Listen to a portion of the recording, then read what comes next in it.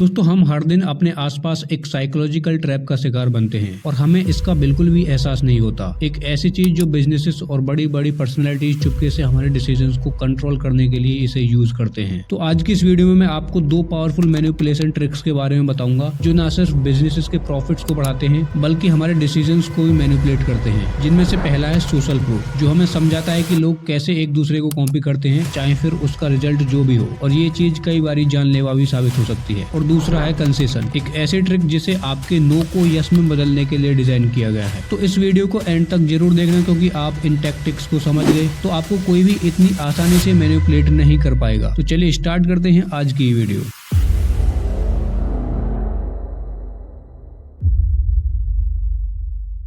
Number 1, social proof. दोस्तों एक study करी गई थी जहां कुछ लोगों को एक बिल्डिंग के 6ठे फ्लोर पर कंटिन्यूसली देखने को बोला गया था, ये देखने के लिए कि क्या होता है। अब हुआ ये कि जब एक इंसान ऊपर देख रहा था तो 45% लोग रुककर देखने लगे कि क्या हो रहा है ऊपर, जबकि 85% लोग रुककर देखने लगे जब 15 लोग ऊपर देख रहे थे। और ऐसे ही एक एक्सपेरिमेंट को तो बंद करना पड़ गया था बीच में ही, क्योंकि वहाँ इतने सारे लोग जमा हो गए थे कि उनकी वजह से वहाँ ट्रैफिक जाम हो गया था। दूसरों को कॉपी करना हमारा ह्यूमन नेचर है, स्पेशली जब हम श्योर नहीं रहते कि हमें क्या करना चाहिए। और क्रिटिकल सिचुएशंस में तो हम किसी को भी फॉलो कर सकते हैं, बस हमें पता होना चाहिए कि सामने वाला इंसान क्या कर रहा है। एक अलार्मिंग रिसर्च में फाइंड आउट किया गया था कि पहले जब कोई न्यूज़पेपर अपने फ्रंट पेज पर सुसाइड की स्टोरी डालता था तो ये चीज आने वाले टाइम में सुसाइड के रेट्स को और भी ज्यादा बढ़ा देती थी। इनफैक्ट एक केस में तो न्यूज आने के बाद 58 अनयूजुअल केसेस देखने को मिले सुसाइड के, वो भी 1 महीने के अंदर। अगेन ये सुसाइड्स कोई इत्तेफाक से नहीं थे, बल्कि इन सुसाइड्स को बोलते हैं कॉपी कैट सुसाइड्स, जो कि कुछ साल पहले इंडिया में भी हुए थे।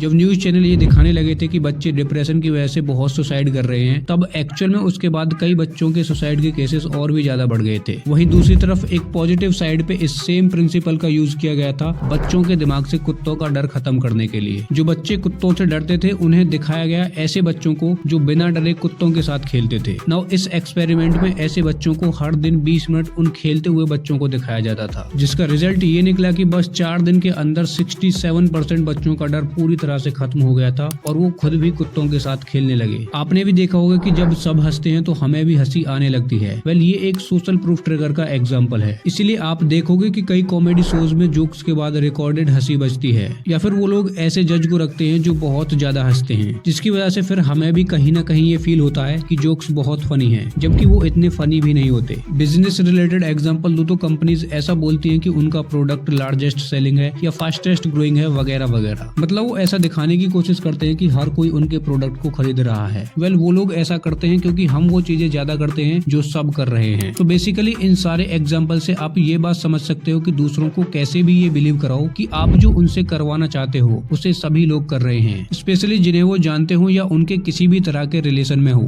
ऐसा करने से बहुत ज्यादा चांसेस है कि वो भी सेम चीज करेंगे जो आप उनसे करवाना चाहते हो। Number 2, concession. दोस्तों 2 भाइयों की कपड़ों की दुकान थी जहाँ वो कुछ इस तरह कंसेशन प्रिंसिपल का यूज करके अपने कपड़े बेचते थे कि जब भी कोई नया कस्टमर उनके पास आता और पूछता कि लाइक ये सूट कितने का है, तो पहला भाई जो दूर रहता था वो बोलता था $42। तभी दूसरा भाई जो कस्टमर के पास रहता था वो ऐसा दिखावा करता था कि उसने $22 सुना है, इसलिए वो कस्टमर को $42 बोलने की बजाय $22 बोलता था। जैसे ही कस्टमर को लगता कि वो गलती से $22 बोल रहा है तो कई सारे कस्टमर जल्दी जल्दी में उस कॉस्ट्यूम को $22 में ही खरीद लेते थे, जबकि एक्चुअल में वो गलती नहीं बल्कि कंसेशन ट्रिक होती थी $22 के कपड़े को बेचने की, वो भी बिना पैसे कम कराए। सिमिलरली एक दिन ऑथर एयरपोर्ट पे वेट कर रहे थे कि तभी उनके पास एक बच्चा आता है और बोलता है कि सर क्या आप एक बहुत बड़े इवेंट की टिकट लेना पसंद करेंगे? प्लीज सर, इवेंट बहुत अच्छा है, आपको बहुत मजा आएगा। तब ऑथर ने उसे नो थैंक्स बोल के मना कर दिया। फिर बच्चे ने बोला अच्छा ओके सर, क्या आप ये चॉकलेट खरीदना पसंद करोगे? बस $1 की है। तो ऑथर ने बिना कुछ बोले वो चॉकलेट खरीद ली। बट जब वो बच्चा चला गया तब ऑथर को थोड़ा स्ट्रेंज लगा। वो सोचने लगे कि उन्होंने चॉकलेट खरीदी क्यों, जबकि उन्हें तो चॉकलेट पसंद भी नहीं। वेल इस चीज को जो कॉन्सेप्ट क्लियर करता है उसे बोलते हैं कंसेशन, जो ये सिखाता है कि अगर हम किसी को एक बड़ी रिक्वेस्ट करें या एक बड़ा काम करने को बोलें और जब सामने वाला इंसान उस काम को करने के लिए मना कर दे, तो फिर उसके बाद अगर हम उस सेम इंसान से कोई छोटा सा काम करने को बोलें तो बहुत ज्यादा चांसेस हो जाते हैं कि वो इंसान हमारे उस छोटे से काम के लिए हाँ कर देगा। एक बिजनेस एग्जांपल दो तो समझो कि एक कस्टमर है जो ये सोच के आया है कि वो 1000 रुपए तक की पेंट खरीदेगा, जाएगा। लेकिन दुकान पे जाने के बाद दुकान वाला अब उसे 1000 की पैंट दिखाने के बजाय 10,000, 8,000 और भी ऐसी महंगी महंगी पैंट दिखाने लगेगा और फिर एंड में 2000 की पैंट दिखा के बोलेगा कि ये सस्ती और बहुत अच्छी क्वालिटी की पैंट है, आप ये ले लो। तो ऐसा करने से बहुत ज्यादा चांसेस हो जाएंगे कि वो इंसान अपना बजट बढ़ा के 2000 की पैंट भी ले लेगा, अगर उसके पास पैसे होंगे तो।